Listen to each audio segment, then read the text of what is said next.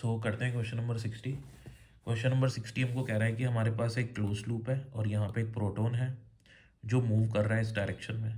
तो इस लूप में इंड्यूस करंट की डायरेक्शन बतानी है अपन को। कंसेप्ट देखो, जब भी एक चार्ज मूव करता है ना, तो मूविंग चार्ज क्या प्रोड्यूस करता है? मूविंग चार्ज प्रोड्यूस करता है मैग्नेटिक फील्ड। तो अगर मैं चार्ज से दूर जाता जाऊंगा तो मैग्नेटिक फील्ड कम होती जाएगी। तो मैग्नेटिक फील्ड एक चार्ज की वजह से आर स्क्वायर के इन्वर्सली प्रोपोर्शनल है। जब ये चार्ज यहाँ पे है तो इसकी वजह से मैग्नेटिक फील्ड लाइंस जो इस लूप में से पास हो रही होंगी वो कम होगी। जैसे जैसे चार्ज इस लूप के पास आता जाएगा वैसे वैसे इस लूप में से पास होने वाली मैग्नेटिक फील्ड लाइंस बढ़ती जाएंगी, और फिर जब ये इससे दूर जाता जाएगा तो इस लूप में से जाने वाली मैग्नेटिक फील्ड लाइंस कम होती जाएंगी। ये बात आई समझ में?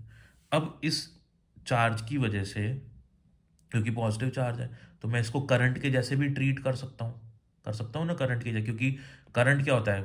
It is the rate of flow of positive charge. तो जब यहाँ पे ये करंट जा रहा होगा तो इसको मैं करंट कैरिंग वायर मान लूँ। तो करंट कैरिंग वायर की वजह से अगर करंट इधर जा रहा है तो मैग्नेटिक फील्ड लाइंस उस डायरेक्शन में ऊपर होंगी और इस डायरेक्शन में नीचे होंगी। ऐसे वहां से बाहर निकलेंगी फिर ऐसे अंदर जाएंगी, ऐसे होंगी मैग्नेटिक फील्ड लाइंस। ठीक है। तो अब जब चार्ज यहाँ पे पहुंचेगा पोजीशन नंबर 1 पे, तो यहाँ पे मैग्नेटिक फील्ड लाइंस ऐसे होंगी, और ये वाली मैग्नेटिक फील्ड लाइंस जो बाहर निकल रही हैं ये इंक्रीज करने लगेंगी जैसे जैसे चार्ज यहाँ से यहाँ पहुंचेगा। तो बाहर निकलने वाली मैग्नेटिक फील्ड लाइंस बढ़ेंगी। तो बाहर निकलने वाली मैग्नेटिक फील्ड लाइंस बढ़नी नहीं चाहिए। तो अगर बाहर निकलने वाली मैग्नेटिक फील्ड्स नहीं बढ़नी चाहिए तो करंट आएगा इसमें इस डायरेक्शन में। ये कौन सी डायरेक्शन है आपके पास? क्लॉकवाइज। तो क्लॉकवाइज डायरेक्शन में आपके पास करंट आएगा।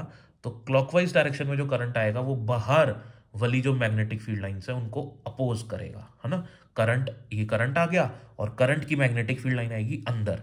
तो जो करंट की, इंड्यूस करंट की जो मैग्नेटिक फील्ड आएंगी वो बाहर इंक्रीज होती हुई मैग्नेटिक फील्ड लाइंस को अपोज करेगा। ठीक है। अब चार्ज यहां से यहां जा रहा है, यहां पहुंच गया चार्ज, ये चार्ज यहां पहुंच गया। पहले तो इसके पास में आ रहा था, अब इससे दूर जा रहा है।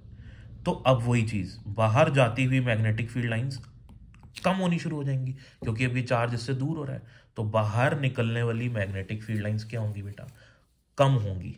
फिर से लेंसेज लॉ क्या कहता है कि चेंज जो हो रहा है ना उसको अपोज करना है। तो बाहर आती हुई मैग्नेटिक फील्ड लाइंस कम नहीं होनी चाहिए। तो थंब को बाहर की तरफ ही पॉइंट कर लो। तो अगर मैं थंब को बाहर की तरफ पॉइंट करता हूं तो करंट कैसे आएगा? करंट मेरा आएगा ऐसे, यानी कि ये एंटी क्लॉकवाइज डायरेक्शन में। तो जो एंटी क्लॉकवाइज डायरेक्शन में करंट आएगा, वो एंटी क्लॉकवाइज डायरेक्शन में जो करंट आ रहा है वो बाहर आती हुई मैग्नेटिक फील्ड लाइंस को कम नहीं होने देगा, क्योंकि उस करंट की वजह से भी एक मैग्नेटिक फील्ड आएगी जो बाहर आती हुई मैग्नेटिक फील्ड लाइंस को कम होने से रोकेगा, अपोज करेगा। तो अपने पास सेकंड केस में करंट कैसे आएगा? इस डायरेक्शन में। ये कौन सी डायरेक्शन होगी बेटा? अपनी एंटी क्लॉकवाइज। तो फर्स्ट हमारे पास करंट आएगा क्लॉकवाइज, फिर आएगा हमारे पास एंटी क्लॉकवाइज डायरेक्शन में।